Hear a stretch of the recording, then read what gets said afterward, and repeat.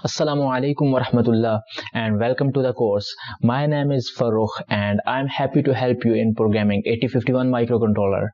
I understand your time is precious and I'm not going to waste even a single moment. So let's talk programming. We need two programs for editing and compiling our code. First one is Micro C Pro for 8051. You can download it from Microelectronica's website.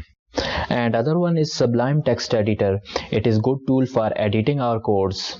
For testing codes, you may use any available 8051 development board, but if you have no development board, then you may use some simulation software. I'll perform all testing with Proteus 8. Now let's see how to create our first Micro C project. Click on New Project. Next, here you can specify a project name, project location, microcontroller you have to use, and the frequency. Select 889C51 and enter 10 MHz crystal frequency.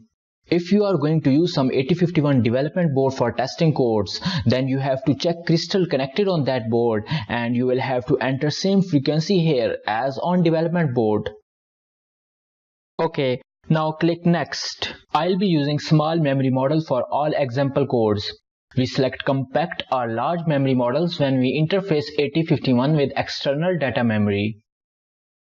Now click Next. If you already have some source files that you like to add in this project, you can click on Add button.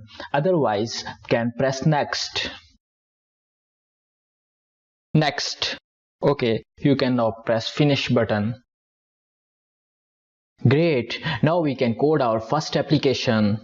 Hurry up, install both softwares and get ready for the first programming class. Stay tuned.